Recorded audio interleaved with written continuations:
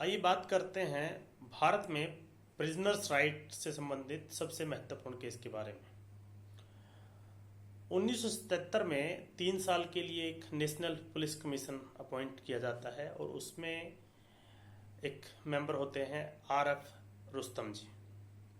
रुस्तम जी उसी कमीशन की रिपोर्ट के मामले में बिहार की जेलों को विजिट करते हैं और पाते हैं कि मुजफ्फरपुर और पटना की जेल में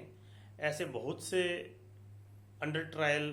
प्रिजनर्स हैं जिनका अभी तक ट्रायल भी शुरू नहीं हुआ है, जबकि उनके ऊपर जिस ऑफेंस का एलिगेशन है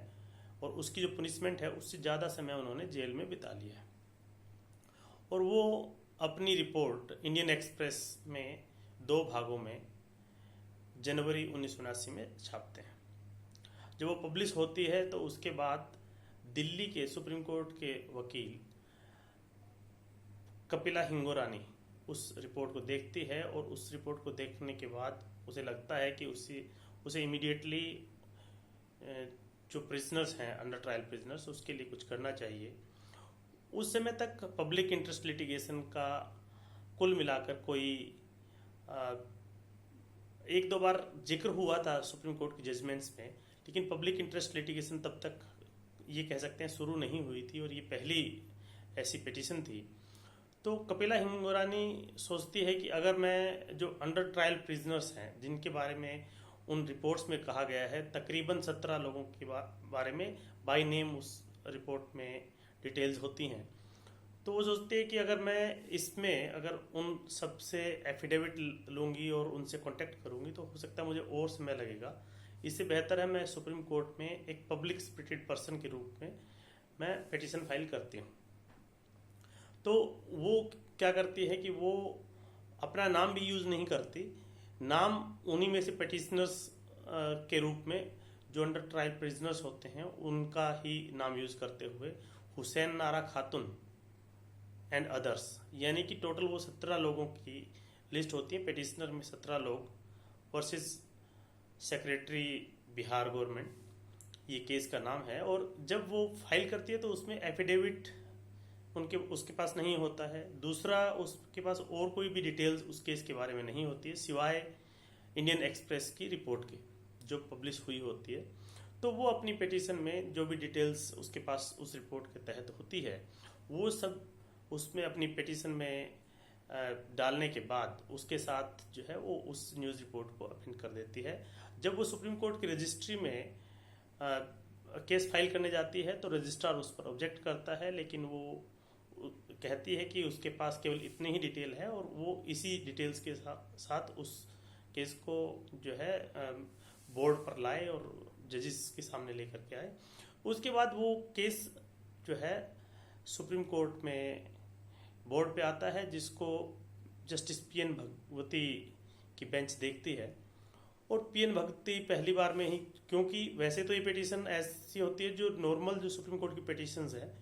उस तरह की पिटीशन नहीं होती है, क्योंकि उसमें ना एफिडेविट होता है ना इसमें कोई डिटेल होता है। और पिटिशनर कपिला हिंगोरानी जो है पिटिशनर के एडवोकेट के रूप में नहीं, जबकि एक पब्लिक स्पिरिटेड पर्सन के रूप में इस केस को फाइल करती है। इस केस के फाइल होने के बाद सुप्रीम कोर्ट बिहार गवर्नमेंट को नोटिस इशू कर देता है, लेकिन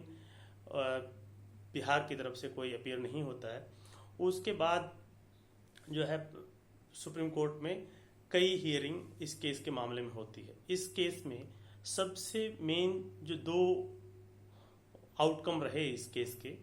वो थे, एक तो इस केस में ये कहा गया कि राइट टू स्पीडी ट्रायल ये प्रिजनर का कॉन्स्टिट्यूशनल राइट है आर्टिकल 21 के तहत। और दूसरा जो आर्टिकल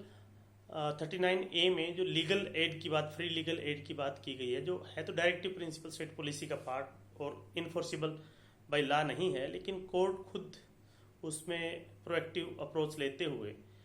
कोर्ट ये कहता है कि अगर कोई व्यक्ति गरीब है और वो अपने लिए एडवोकेट इंगेज नहीं कर सकता है तो उसमें सरकार का दायित्व है कि उसके लिए फ्री लीगल एड प्रोवाइड करे। ताकि उसके चलते उसे जेल में लंबा ना रहना पड़े या जेल में अननेसेसरी ना रहना पड़े। तो इस केस से दो महत्वपूर्ण चीज़ें आई कि एक तो right to speedy trial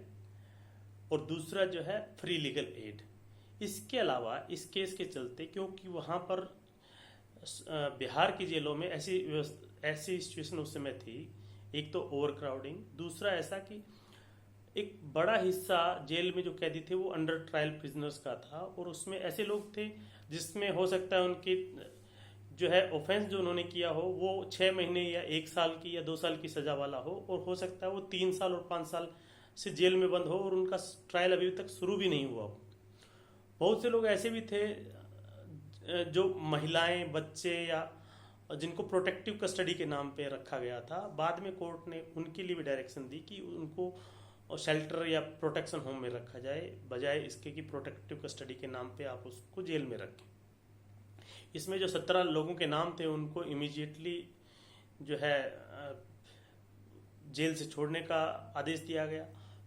Bihar में जितनी भी जेलें हैं उसमें ये कहा गया कि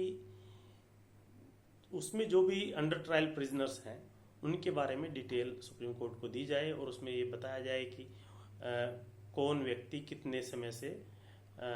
जेल में है और उसने कौन सा ऑफेंस किया है, तो उस ऑफेंस के हिसाब से उसकी कितनी सजा बनती है। तो उसी हिसाब से देखते हुए सुप्रीम कोर्ट ने अलग अलग ऑर्डर्स में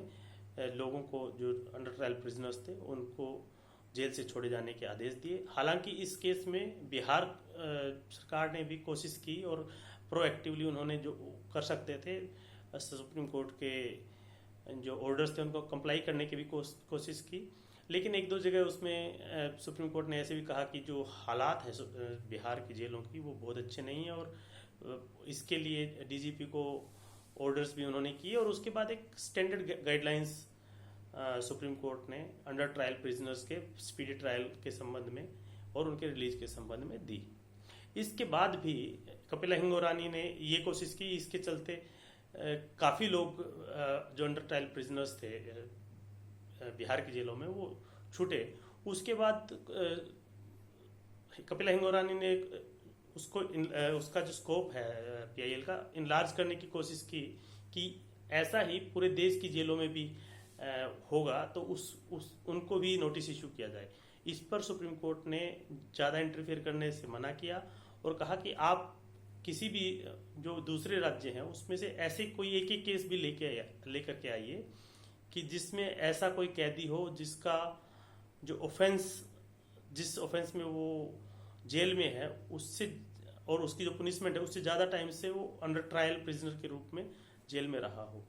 इस तरह से कपिला हिंगोरानी ने बाद में 7 अन्य राज्यों के ऐसे केस वो लेकर के आए, और उसके चलते देश भर में तकरीबन कहते हैं 40,000 अंडर ट्रायल प्रिजनर्स जो है जेल से छूटे। और उसमें फिर सुप्रीम कोर्ट ने डिटेल्स गाइडलाइंस भी इस बारे में इशू की कि किस तरह से अंडर ट्रायल प्रिजनर्स को बेल दिया जाए, यानी कि पर्सनल बॉन्ड पे बेल दिया जाए। श्योरिटी जरूरी नहीं कि उनको